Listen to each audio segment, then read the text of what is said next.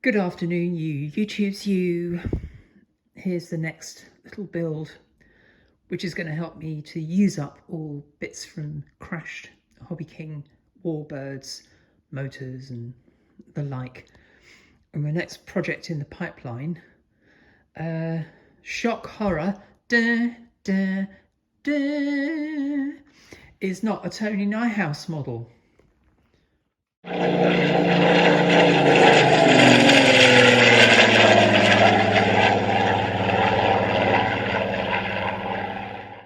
It was developed by Robin Fowler around about the same time as the Nijhuis Spitfire plans, which you see there. So the plan here and the cockpit glazing moulding I've picked up from Sarek Hobbies. Select will be providing all the wood for this Fairey Firefly, and I'm looking at this because I was drawn to it by the description on the Sarek Hobbies website that this was a sort of like a miniature scale model with sheet wings and you know, a simple to build fuselage. So I thought, oh, that's just like Mr. Nijhuis. And I've become quite accustomed to his MO, modus operandi. So as I say, I picked up this plan. It's going to feature another Hobby King treatment. So the motor from my Tempest, which actually the motor from the Tempest did not wind up in the Spitfire. A brand new spare Hobby King warbird motor went into the Spitfire, and the Tempest's motor and ESC, and a collection of 9-gram servos, which I seem to have sort of agglomerated over the last 3 or 4 years, will go into this Fairey Firefly. But it's got a very sort of realistic fuselage, and it's all out of very light wood, because back in the day it was speed 400 motors and gigantic battery packs, probably NiCad or something similar and horrible, whereas this is obviously going to be LiPo and brushless power.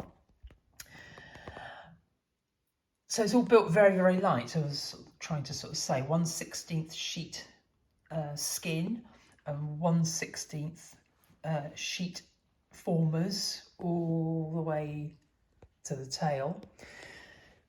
Well, that doesn't seem strong enough to me, so I am going to Nijhuis this Robin Fowler design and simplify the fuselage just a little bit and draw up my own formers and everything else. And in the words of old Blue Eyes, I'll do it my way.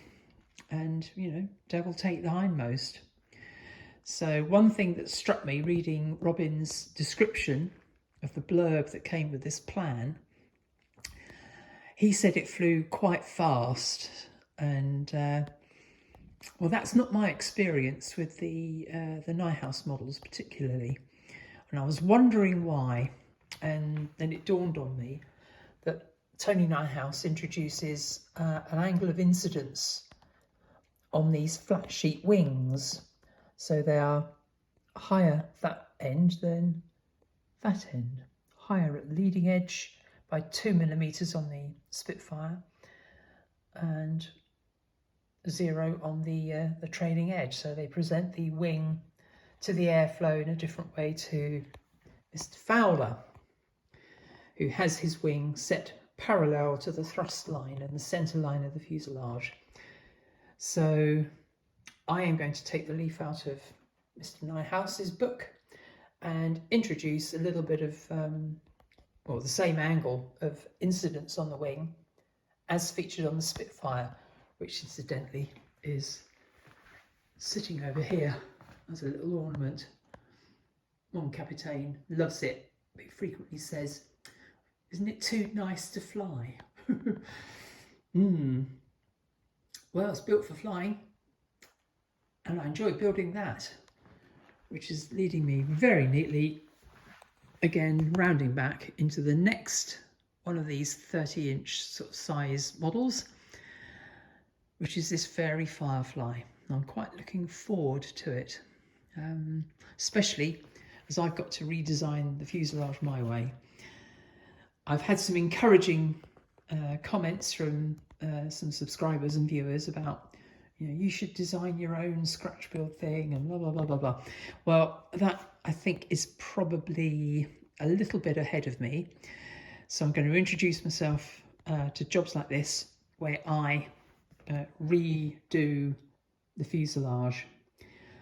But there may be a project coming along sometime in the summer where I actually do completely scratch build another little 30-inch thing in the Nijhuis style, because I like it. Tone, he knows what he's doing. Anyway, YouTube, that's the intro to the next project, the Fairey Firefly 30-inch wingspan. Let's go build it. Here we go.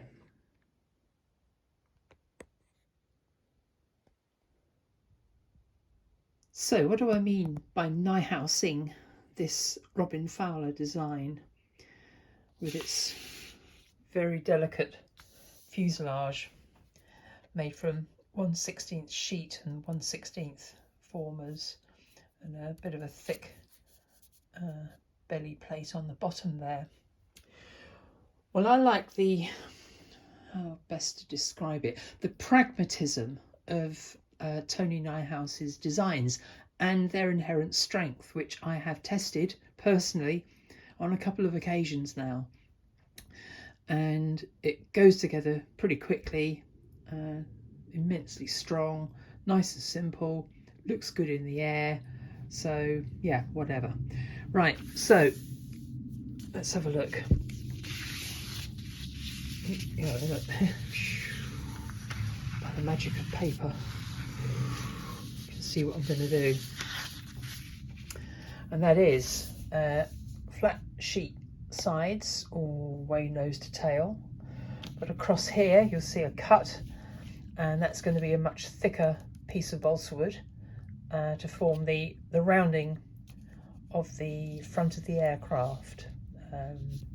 Tony calls these the cheeks here, and this cut here is the difference between what will be a 3mm fuselage side there, and I think I'm going to go 10mm medium balsa for these cheeks. Now in plan view from the top, if you have a look, there's the original using curved, multiple curved, compound curved balsa, and Robin Fowler never provided a template, so the builder, doing it his way, would certainly have a lot of fun and games and expense in making endless cardboard cutouts, trying to make the all those compound curves fit.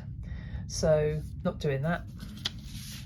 We're going to go, here's our sheet side 3mm, and it disappears under with that that cut